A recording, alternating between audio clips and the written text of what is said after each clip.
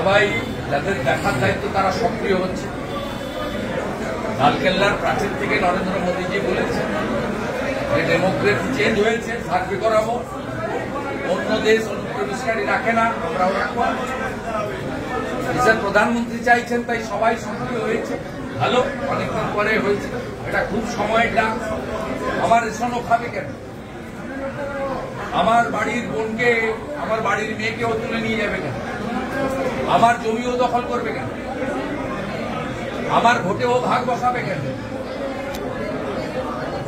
অতএব এই যে ল্যান্ড জেহাদ, লাভ জেহাদ, ভোট জেহাদ, ধর্ম জেহাদ, এগুলো সময়ের ডাক চূড়ান্ত জায়গায় চলে গেছে।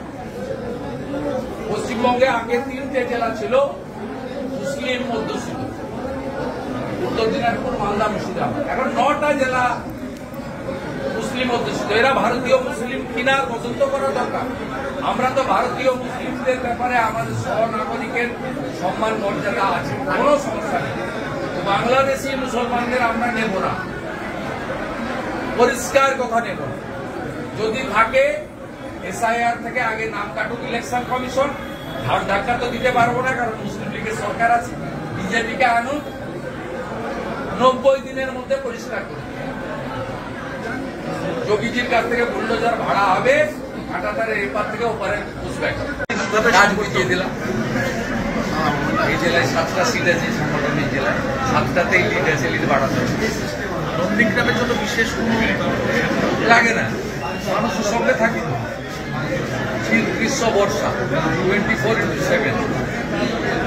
খেলাতেও আছি, মেলাতেও আছি, গণেশ পুজোতেও থাকবো, সরস্বতী পুজোতেও থাকবো। সমবায় ভোটের ফলাফলের সময় বলছিলেন যে হিন্দুদের ভোটকে এক জায়গায় হয়ে গেছে তো, 51টা জিতেছি, তো হিসাব দিয়ে দিই। বড় চক্রবেড়িয়াতে 375টা মুসলিম ভোট আছে, ওরাই গিয়েছে।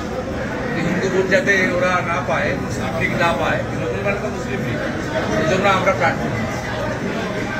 যেখানে হিন্দু ভোটার বেশি আছে, কোথাও ওরা জিততে পারে, প্রমাণিত। 51টা জিতেছি।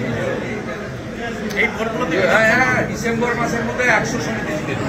এই ভোটগুলোতে বিধানসভা ভোটে এই ভোটগুলোতে বিধানসভা সেটা তো আমরা করি না, প্রতিদিনই সবার জন্য কাজ করে। ওরা বলে আমরা হিন্দুদের ভোট, আমরা কি করবো? ওরা বলে আমরা গেলে এই হিন্দুদের, আমরা ভারত মাতার জয় বলি। আমরা বলি ভাই তোমরা শ্রীরাম করতে অসুবিধা আছে, হিন্দুরা বলি তোমরা ভারত মাতাকে জয় বলো। ভারত মাতা কি জয় বলতেও তাদের আপত্তি, তারা বন্দে মাতরম বলতেও আপত্তি, তারা খেলা হবে তো খেলা হবে তো তারা স্বচ্ছন্দ। কি করায়? আমরা তো করতে পারবো না। দাদা, বাবুইপুরে আপনাদের যিনি সভাপতি হয়েছিলেন, পুলিশ এতদিন নজরে বসেনি। আগে তো তেমন কোনো তদন্তই তারা এ হয়নি। মঙ্গলবার দিন পরিবার উচ্চ আদালতে যাচ্ছে, আমি সব ব্যবস্থা নিচ্ছি। দাদা, ওখানে নয়তো ভদ্র জেলা পরিষদের কর্মাধ্যক্ষ বিমান ম্যানেজার রায়ডেন অভিযুক্ত, এবং সঠিক তদন্ত হলে প্রমাণ হবে বিমানবাবুদের প্রেসারে মূল অভিযুক্তদের গ্রেপ্তার করা হবে। প্রধানমন্ত্রী মুখ্যমন্ত্রী বাপকেও ছাড়ে না। দেখলেন না, একজন না একজন কেউ ভিডিও করে ছেড়ে তৃণমূলের যদি শিক্ষা এখনো নেই, হবেও না শিক্ষায়, করতে করতে চলে যাবে। প্রধানমন্ত্রী মুখ্যমন্ত্রী জেল যাত্রা প্রসঙ্গে বিল পেশে তিনি চূড়ান্ত গণ্ডগোল হয়। এবার কেন্দ্র এই বিল নিয়ে আলোচনার জন্য জেপিসি গঠন করেছে এবং ইতিমধ্যেই জানা গিয়েছে কংগ্রেস কি করবে সেটা এখন তো বোঝাই যাচ্ছে। কংগ্রেস কি করবে? কংগ্রেসের যে তৃণমূল যাবে না, তার কারণ হচ্ছে পার্থ চ্যাটার্জি, জ্যোতিপ্রিয় মল্লিকরা অনেকদিন ধরে জেলে ছিলেন মন্ত্রী হিসেবে। তৃণমূল জানে যে সঠিকভাবে ইনভেস্টিগেটিং এজেন্সি যদি ধরতে শুরু করে, তাহলে অর্ধেক মন্ত্রিসভা, শুধু চন্দ্রনাথ সিনহার মতো নয়, অর্ধেক মন্ত্রিসভা ইনক্লুডিং মুখ্যমন্ত্রী সকলেরই জেল যাত্রা হতে পারে। তাই এরা চায় জেলে থেকে সরকার চালাতে। আর নরেন্দ্র মোদীজি বলছেন যে একটা সাধারণ রেলের কর্মচারী, সাধারণ চতুর্থ শ্রেণীর কর্মচারী 50 ঘন্টা জেলে থাকলে তার চাকরি চলে যাচ্ছে, আইনে আছে।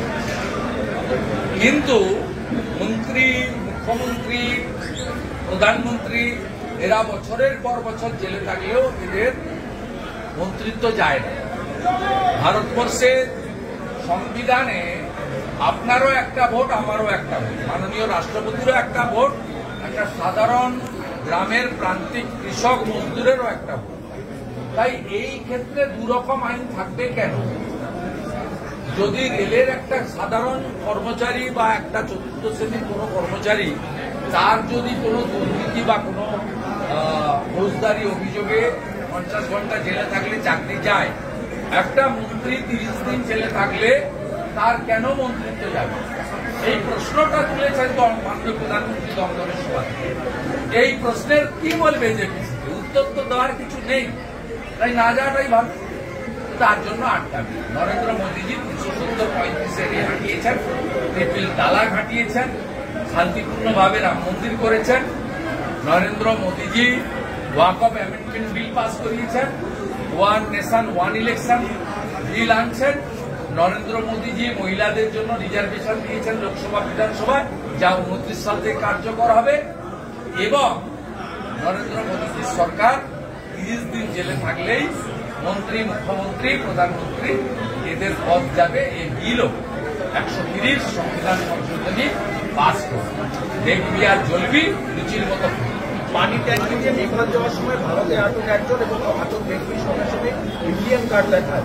মুখ্য নির্বাচনী আধিকারিকের কাছে পার্টির জন্য কেন্দ্রীয় স্বরাষ্ট্রমন্ত্রী অধীনস্থ ফরেনার্স রিজিওনাল রেজিস্ট্রেশন অফিস বেশ কিছু নথি পাঠিয়েছিল। তার মধ্যে এই যেমনভাবে ধরা পড়ছে যারা ইন্ডিয়ান ধরা পড়ছে মানে সবাই যাদের দেখার দায়িত্ব তারা সক্রিয় হচ্ছে। লালকেল্লার প্রাচীর থেকে নরেন্দ্র মোদীজি বলেছেন যে ডেমোক্রেসি চেঞ্জ হয়েছে, সার্ভে করাবো। অন্য দেশ অনুপ্রবেশকারী রাখে না, আমরাও রাখবো। দেশের প্রধানমন্ত্রী চাইছেন, তাই সবাই সক্রিয় হয়েছে। ভালো, অনেকদিন পরে হয়েছে, এটা খুব সময়ের ডাক। আমার রেশনও খাবে কেন? আমার বাড়ির বোনকে, আমার বাড়ির মেয়েকেও তুলে নিয়ে যাবে কেন? আমার জমিও দখল করবে কেন? আমার ভোটেও ভাগ বসাবে কেন?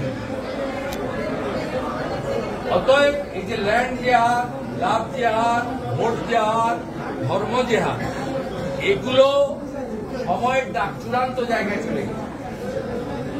পশ্চিমবঙ্গে আগে 3টে জেলা ছিল মুসলিম অধ্যুষিত, উত্তর দিনাজপুর, মালদা, মুর্শিদাবাদ। এখন 9টা জেলা মুসলিম অধ্যুষিত। এরা ভারতীয় মুসলিম কিনা পছন্দ করা দরকার।